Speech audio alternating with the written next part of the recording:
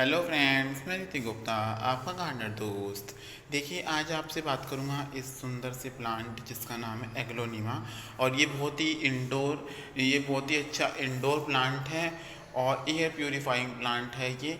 ठीक है, आज इसके बारे में आपसे बात करूंगा। मेरे पास इसकी दो वेराइटी हैं, ये देख सकते हैं आप। ये लिपस्टिक एग्लोनिमा है और ये एग्लोनिमा है। ठीक है, लीव्स इसकी थोड़ी सी मेरी इसलिए हो रही हैं क्योंकि मैं अभी बाहर गया हुआ था 2-3 दिन के लिए, तो मिस्टिंग भी नहीं हो पाई इन प्लांट्स की। और जो है, ये प्लांट मेरे ऐसे ही रखे हुए हैं। ठीक है, तो ये प्लांट आपको कैसे रखना है, क्या इसकी केयर है, आज इसकी समर केयर के बारे में आज आपसे बात करूँगा। ठीक है, तो करते हैं स्टार्ट। तो एग्लोनिमा हमारा, जैसे कि मैं बताया अभी, कि बहुत ही अच्छा इंडोर प्लांट है। ठीक है, इंडोर प्लांट का मतलब है कि घर के अंदर लगाया जाने वाला प्लांट। ठीक है, इसकी अलग अलग वैरायटी आती हैं। इसकी जो है अलग अलग वैरायटी आती हैं। ठीक है, मेरे पास ये दो वैरायटी हैं, आप चाहें तो कोई भी वैरायटी, सबकी केयर सेम होगी। ठीक है, तो इसकी पहले मैं बात कर लेता हूँ सोइल कंपोजिशन के बारे में। तो जो सोइल कंपोजिशन है इस प्लांट का, बहुत ही वेल ड्रेन आपको इसकी सोइल बनानी है, तो जो पानी होल्ड ना करे, क्योंकि कोई मिट्टी पानी होल्ड करेगी तो उसकी जो जड़ें हैं वो गल जाएंगी। ठीक है, जड़ें गलने के कारण क्या होगा, आपका प्लांट धीरे धीरे मर जाएगा।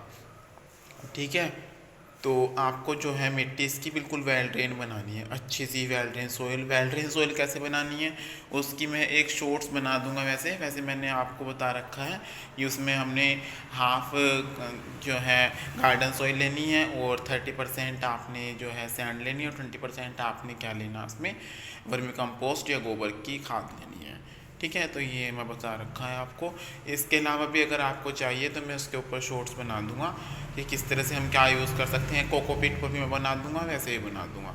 ठीक है, तो ये बात हो गई सोइल कंपोजिशन की। ठीक है, वाटरिंग की मैं बात करूँ तो इस प्लांट को आपको वाटरिंग जब भी करनी है जब आपके प्लांट की ऊपर की मिट्टी सूख जाए। ठीक है, धूप की रिक्वायरमेंट की बात करूँ मैं तो इस प्लांट को जो है डायरेक्ट लाइट पसंद नहीं है, डायरेक्ट सन लाइट पसंद नहीं है। आप इसको इनडायरेक्ट ब्राइट लाइट में रखिए। आप चाहें तो इसको रूम्स वगैरह जो होते हैं ना, बेडरूम होता है, ड्राइंग रूम होता है, आप उसमें भी इसको रख सकते हैं। आर्टिफिशियल लाइट में भी आपका ये प्लांट चल जाएगा। ठीक है, तो लाइट की बात हो गई कि आर्टिफिशियल लाइट में भी आपका ये प्लांट अच्छे से चल जाएगा।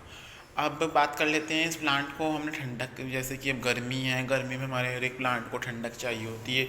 आप अब इस प्लांट में फर्टिलाइज़र जो देंगे, जैसे कि हमारे जो इंडोर प्लांट्स में जब हम फर्टिलाइज़र देते हैं तो हम अपने इंडोर प्लांट्स में आउटडोर प्लांट्स के अकॉर्डिंग कम फर्टिलाइज़र देते हैं। अगर हम आउटडोर प्लांट में 20 डेज़ में फर्टिलाइज़र दे रहे हैं तो इसमें हमने 40 डेज़ में फर्टिलाइज़र देना है।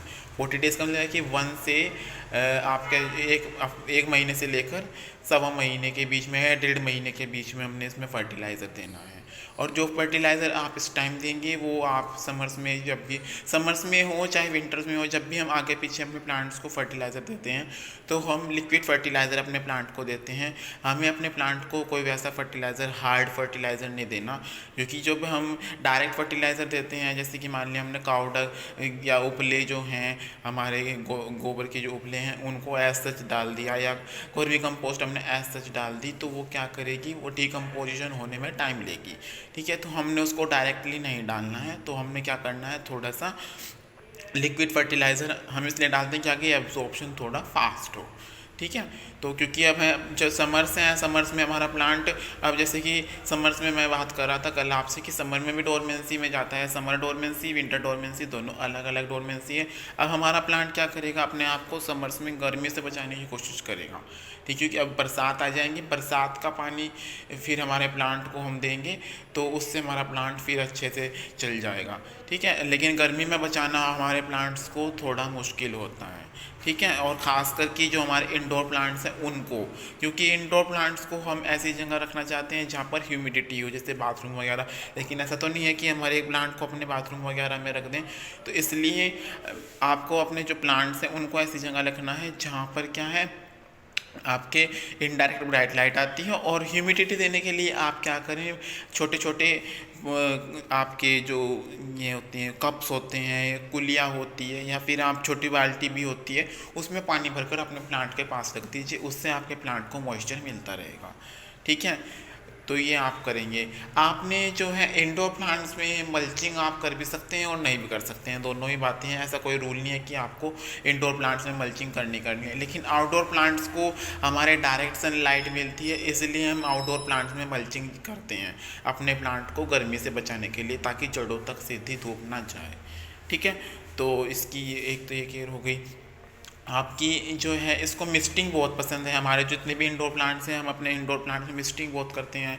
ठीक है, तो ये भी इसको भी मिस्टिंग बहुत पसंद है, क्योंकि मिस्टिंग होगी तो हमारे प्लांट्स की जो पोर्स हैं वो खुले रहेंगे और उसको सांस लेने में आसानी होगी और आपका प्लांट का जो है ग्रोथ अच्छी होगी। ठीक है, आपका प्लांट हरा भरा होगा। ठीक है, तो ये कुछ काम हो गए जो आपको अब समर्स में अपने प्लांट्स के अंदर करने हैं।